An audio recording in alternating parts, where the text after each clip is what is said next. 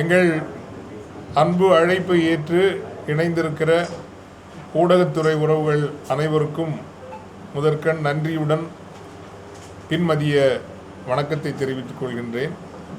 அரங்கில் இருக்கிறவர்களை அறிமுகம் செய்ய வேண்டியதனுடைய கடமை. அருகில் இருப்பவர் வலதுபுறம் வழக்கறிஞர் திரு அருள்மாணிக்கம் அவர்கள், தமிழர் தொழில் வணிக வேளாண் பெருமன்றத்தினுடைய இணை நிறுவனர். இடதுபுறம் அருகில் இருக்கிறவர் திரு அன்பழகன் அவர்கள், அவரும் இணை நிறுவனர்களில் ஒருவர். தம்பி இளங்கோவன் அவர்கள் இந்த அமைப்பினுடைய செயற்குழு தலைவராக இப்போது செயல்பட்டு வருகின்றார்கள்.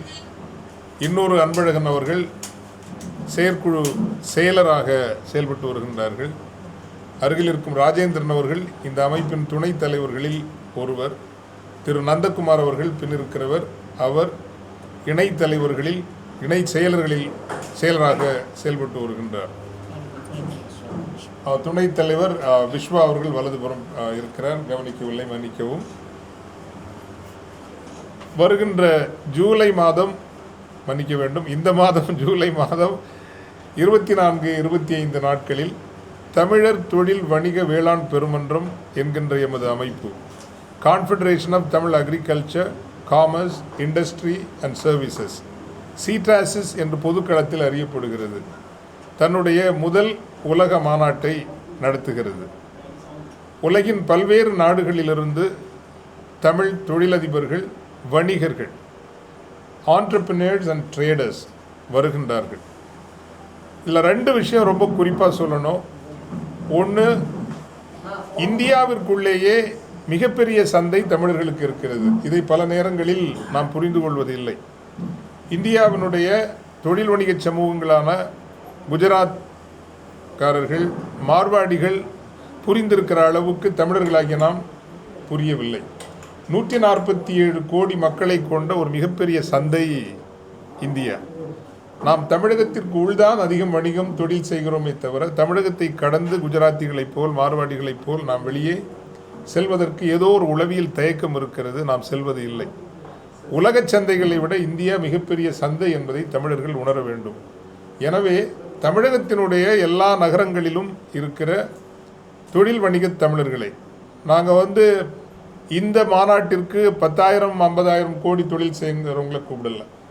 சிறு குறு நடுத்தர வளர்வதற்கு வாய்ப்புள்ள அந்த தொழில் அதிபர்களை இலக்கு வைத்துத்தான் இந்த தமிழர் தொழில் வணிக வேளாண் பெருமன்றம் இயங்கி வருகிறது. உங்களுக்கு தெரியும், எங்களினுடைய எல்லா முயற்சிகளும் ஒரு தமிழ் வேரோட்டத்தோடு இருக்கும். சென்னையில் மட்டுமே 12 கிளைகள் இயங்குகின்றன. ஒவ்வொரு கிளையும் தமிழ் பெயர் தாங்கி, அது அலைகள், அனிச்சம், செங்காந்தல், ஆம்பல், திரவியம், வாகை, இப்படி என்றெல்லாம் தமிழ் பெயர் சூடி இயங்குகின்ற ஒரு தொழில் வணிக அமைப்பு என்றால் அது தமிழர் தொழில் வணிக வேளாண் பெருமன்றம் தான். மீண்டும் நான் சொல்ல வந்த கருத்திற்கு வருகிறேன். எனவே இந்தியாவிற்குள் தமிழர்கள் தொழில் வணிகத்தை விரிவுபடுத்த வேண்டும், தமிழகத்திற்குள் விரிவுபடுத்த வேண்டும் என்பதற்காக கோவையிலிருந்து ஒரு 40 தொழிலதிபர்கள் வருவார்கள், மதுரையிலிருந்து வருவார்கள், நாகர்கோவிலிருந்து வருவார்கள், திருச்சியிலிருந்து வருவார்கள். நம் தமிழகத்திற்குள்ளேயே பரஸ்பரம் ஒருவருடைய தொழில் என்ன என்பதை அறிந்து கொள்ள வேண்டும். இப்போ ஒருத்தருக்கு இங்கேருந்து ஒரு ஃப்ரான்ச்சைஸாக கொண்டு போகணும், இவருடைய தொழிலை புதுக்கோட்டைக்கு கொண்டு போகணுன்னா இந்த அமைப்பு, இந்த மாநாடு உதவியாக இருக்கும். நம்ம வெளிநாட்டிற்கு போவதற்கு முன்னால் உள்நாட்டிலேயே நாம் தொழில் வணிகத்தை விரிவுபடுத்துவதற்கு இது ஒரு பெரிய வாய்ப்பாக இருக்கும். இரண்டாவது, நான் சொன்னதை போல இந்தியா, இப்போ பெங்களூரில் மட்டுமே எங்கள் தாய்மொழி தமிழ் என்று அரசுக்கு அறிக்கையிட்டு பதிவு செய்திருக்கிற தமிழர்களின் எண்ணிக்கை 2011, அதுக்கு பிறகு இன்னும் அந்த கணக்கு வரல, 11ல் 24 லட்சம் பேர் எங்கள் தாய்மொழி தமிழ் என்று அறிக்கையிட்டு சொல்லுகிறவர்கள். அப்படின்னா தமிழகத்திலிருந்து அங்கு சென்று வருகிறவர்கள் இப்படியெல்லாம் பார்த்தா குறைந்தது நம்மை பொறுத்தவரை 30 லட்சம் பேர் தமிழர்களாக இருப்பார்கள். இப்போ அங்கே நமக்கு 7 சாப்டர் இருக்குது. 7 சாப்டர்னால் இதனுடைய ஒரு துணை அமைப்பினுடைய ஒரு சாப்டர். கர்நாடகாவில் தமிழர்கள் பெரிய தொழில் செய்ய முடியும், அது ஐடி கேபிட்டல் ஆஃப் இந்தியா, அது வளர்கின்ற ஒரு அமர் வேளாண்மைக்கு ஒரு முக்கிய. ஸோ பெங்களூரிலிருந்து மட்டுமே நமக்கு ஒரு 30-40 தொழில் வணிக தமிழர்கள் இந்த மாநாட்டிற்கு வருவார்கள். அதே போல் கோவாவில் சொன்னால் நீங்கள் ஆச்சரியப்படுவீங்க, ஒரு கர்மாத்தூர் மதுரக்கார தமிழர் அங்கே ரிசார்ட் வச்சுருக்கிறார். ஒரு கோயம்புத்தூர் தமிழர் பெரிய ஃபேன் ஃபேக்ட்ரி வச்சுருக்கார். கோவாவில் தமிழர்கள் இவ்வளவு சிறப்பாக இருப்பார்கள் நமக்கு தெரியாது. இதையெல்லாம் தெரிந்து இவர்கள் வழியாக நம் தமிழர்கள் தொழில் வணிகத்தை இந்தியாவிற்குள் பெருக்க வேண்டும் என்பதும், வெளிநாடுகளை பொறுத்தவரையில் யாரை அதிகமாக இலக்கு வைத்து அழைத்திருக்கிறோம் என்றால், இந்தியா இப்பொழுது சுதந்திர வணிக ஒப்பந்தங்கள் பல நாடுகளோடு செய்து வருகிறது. அமீரகத்தோடு செய்து விட்டது, UAE, துபாய், ஷார்ஜா, அபுதாபி. ஓமானோடு செய்திருக்கிறது.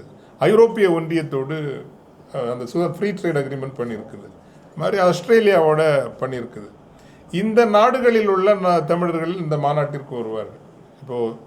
அப்போது அங்கெல்லாம் இப்போ தங்கு தடையின்றி தொழில் வணிகம் செய்யக்கூடிய வாய்ப்புகள் இருக்கின்ற அந்த இதை பயன்படுத்தி கொள்வதற்கு, உள்ளூர் வணிகத்தை உலக வணிகமாக மாற்றுவதற்கான ஒரு அற்புதமான வாய்ப்பு இந்த மாநாட்டினூடாக கிடைக்கும். எனவே தான் இந்த சந்திப்பினூடாக மாநாட்டுக்கு வாங்க, கட்டாயம் உங்களுக்கு உலக தொடர்புகளும் நட்புகளும் கிடைக்கும். www.ctrasis.in என்கின்ற அந்த CTACIS ctrasis.in அது வழியாக நீங்கள் பதிவு பண்ணீங்கன்னா உங்களுக்கு இந்த வாய்ப்புகள் வளரும், விரியும். இன்னும் நல்ல நல்ல பயிற்றுவிப்பும் அனுபவங்களும் நீங்கள் கற்றுக்க முடியும். இப்போ மாஃபா பாண்டியராஜன் சார் இருப்பார், CK குமரவேல் சார் இருப்பார், மணி பேச்சு ஆனந்த் ஸ்ரீனிவாசன் சார் இருப்பார், ஈஷா ஹோம்ஸ் சுரேஷ் கிருஷ்ணன் இருப்பார்.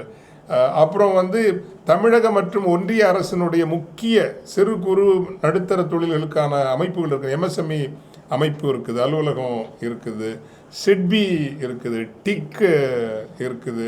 இப்படி பல்வேறு அமைப்புகளினுடைய அதிகாரிகள் வருகிறார்கள். அப்போது அவங்களுக்கு என்னென்ன திட்டங்கள் இருக்குது, அதை எப்படி நம்மவர்களுக்கு கொடுக்க முடியும், இதெல்லாம் இந்த மாநாட்டில் வரக்கூடிய வாய்ப்புகள். ஸ்டால் போடலாம், உங்களுடைய தொழில் வணிகத்தை நீங்கள் எக்ஸிபிட் பண்ணலாம்.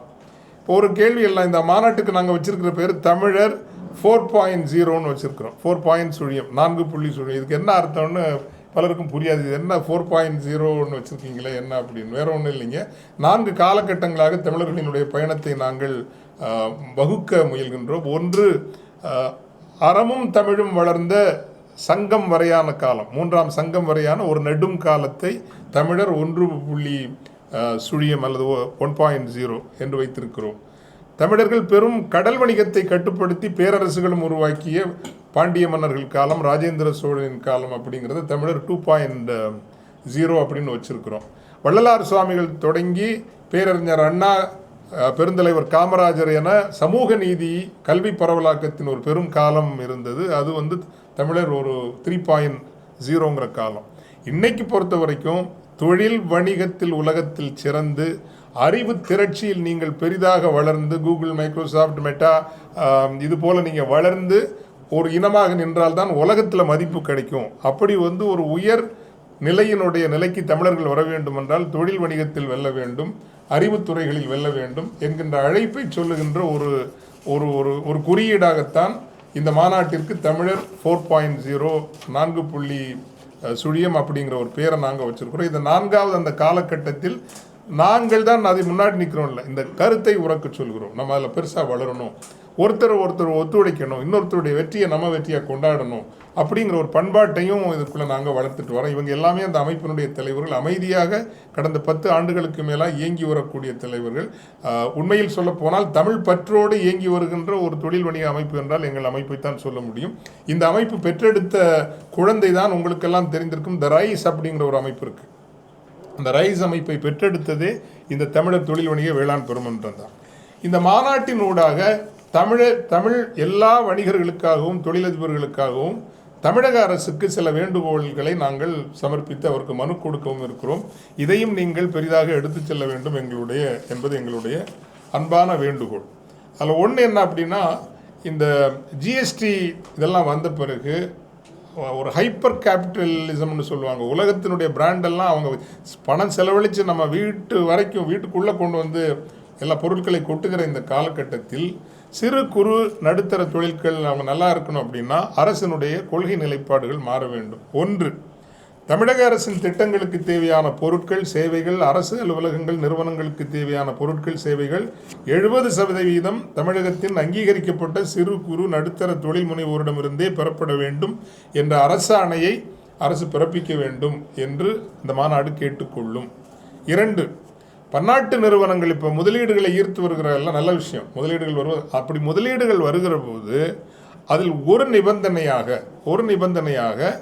70% அந்த வெண்டாஸ்ன்னு சொல்லுவாங்க. அவங்களுக்கு நிறைய சிறு எலக்ட்ரிக்கலுக்கு வேலை கொடுக்க வேண்டியிருக்கும், கூலிங் சிஸ்டத்துக்கு வேலை கொடுக்க வேண்டியிருக்கும், கன்ஸ்ட்ரக்ஷனுக்கு வேலை, ஒரு பெரிய நிறுவனம் நினைத்தால் குறைந்தது ஒரு 50 சிறு குறு தொழில் நிறுவனங்களுக்காவது தொழில் வாய்ப்புகளை கொடுக்க முடியும்.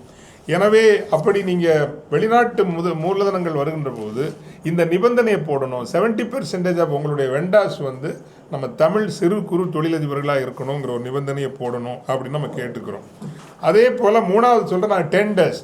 தமிழ்நாடு அரசினுடைய ஒப்பந்தங்கள் டெண்டர்ஸ் கம்பல்சரியாக கட்டாயமாக 70% தமிழர்களுக்கு தான், அதுவும் அங்கீகரிக்கப்பட்ட இந்த சிறு குறு தொழில்களுக்கு தான் கொடுக்கப்படணுங்கிற ஒரு கட்டாய ஆணையை தமிழக அரசு பிறப்பிக்க வேணும் அப்படின்னு கேட்டுக்கிறோம். 4வது ஜிஎஸ்டி வரி இன்னைக்கு இருக்கிற அளவில் இருந்து குறைஞ்சபட்சம் அந்த சிறு குறு தொழில்களுக்காவது 50% குறைக்கணும். தாங்க முடியல நிறைய பேருக்கு, அவ்வளவு சிரமப்படுறாங்க. அது குறைக்கணுங்கிற கோரிக்கையை தொடர்ந்து நம்ம குரல் கொடுத்துட்டே இருக்கணும். நம்பர் 1. 2, இந்த தொழில் தோற்று போகுது, அவங்களால நடத்த முடியலைங்கிற நேரம் பெனல்ட்டி அடிக்கிறாங்க. ஜிஎஸ்டி கட்ட முடியாதுங்கிறப்போ பெனல்ட்டி அடிக்கிறாங்க. அந்த பெனல்ட்டிங்கிறது பார்த்தீங்கன்னா இதை மாதிரி ஒரு அராஜகமான கொடூரமான பெனல்ட்டி உலகத்திலேயே கிடையாதுங்க. அவங்க கோர்ட்டுக்கு போய் இங்கே போய் தொழிலை பார்க்குறதா இல்லை கேஸை பார்க்குறதா அப்படின்னு சிரமப்படக்கூடிய ஒரு நிலைமை இருக்குது. இந்த பெனல்ட்டிங்கிறத எவாலுவேட் பண்ணி இந்த தொழில் லாபகரமாக நடந்திருந்து கட்டலைன்னா நீங்கள் நடவடிக்கை எடுக்க வேண்டியது நியாயமானது. பட் அவன் தொழிலை நொடிச்சு போயிட்டான், நடத்த முடியல, கஷ்டப்படுற நேரம் பெனல்ட்டிக்கு மேலே பெனல்ட்டி போடுறங்கிறது மிகவும் அராஜகமானது. எனவே அந்த முறையை நீங்கள் திரும்ப பெற வேண்டும் என்று இந்த மாநாட்டின் வழியாக நாங்கள் கேட்டு கொள்ளப் போகின்றோம். இன்னொன்று நாங்கள் சொல்வது, இந்த ஃப்ரீ ட்ரேட் பண்ணக்கூடிய அந்த நாடுகளிலெல்லாம் ஒரு அலுவலகம், ட்ரேட் மிஷன் நம்ம இந்திய அரசும் தமிழக அரசும் திறக்கணும். தமிழர்களுக்கு சிறப்பாக உதவி செய்வதற்கு திறக்கணும். எங்கள் அமைப்புகளினுடைய சார்பில் துபாயில் ஒரு மாடல் ட்ரேட் மிஷன் நாங்கள் திறக்க போகிறோம். எந்த தமிழர் வந்தாலும் அந்த ஊரில் துபாய், ஷார்ஜா, அபுதாபியில் தொழில் செய்கிறதுக்கு அவங்களுக்கு உதவி செய்யப்படும் அப்படிங்கிற ஒரு வேண்டுகோளையும் வைக்கிறோம். கடைசியாக 2 விஷயங்கள் இருக்குது. ஒன்று ஏன் தமிழர்கள் உலகு தழுவிய ஒரு உணர்வு கூட்டுறவாக மாறக்கூடாது? கோஆப்ரேட்டிவ்ங்கிற ஒரு மூமெண்ட் இருக்குது. பட் தமிழர்கள்லாம் சேர்ந்து எங்களினுடைய பர்ச்சேஸில் நாங்கள் வாங்குறதில் ஒரு 20% தமிழர்கள்ட்டே வாங்குவோம். நான் முழுசாக சொல்லலை. தமிழர்களிடம்தான் வாங்க வேண்டும் என்று சொல்வது 21ஆம் நூற்றாண்டிற்கு அது சரிப்பட்டு முழுமையாக வராது. ஆனால் நாங்கள் செய்கிற செலவுகளில் ஒரு 20 to 30% தமிழ் சிறு குறு நடுத்தர தொழிலதிபர் வாங்கினால் தமிழ் பொருளாதாரம் வளரும் என்று நாங்கள் கருதுகின்றோம். நிறைவாக திருநெல்வேலிக்கும் குற்றாலத்துக்கும் இடையில தமிழூர் அப்படின்னு ஒன்று உருவாக்குறோம்.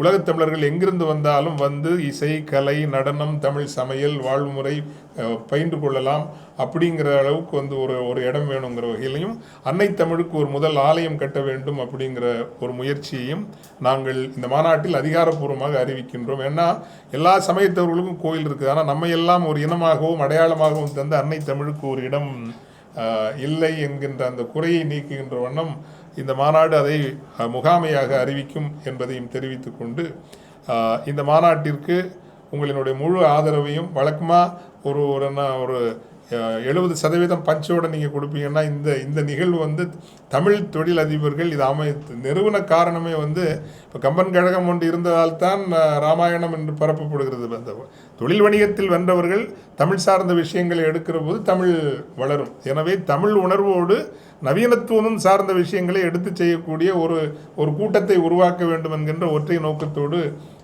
12 ஆண்டுகளுக்கு முன்பு தொடங்கப்பட்ட அமைப்பு தான் இந்த தமிழர் தொழில் வணிக வேளாண் பெருமன்றம் என்கின்ற அமைப்பு. இதற்கு நீங்கள் உங்களுடைய முழு ஒத்துழைப்பையும், அன்பையும், ஆசியையும் நாடுகின்றோம். நீங்கள் உங்களுடைய கேள்விகளை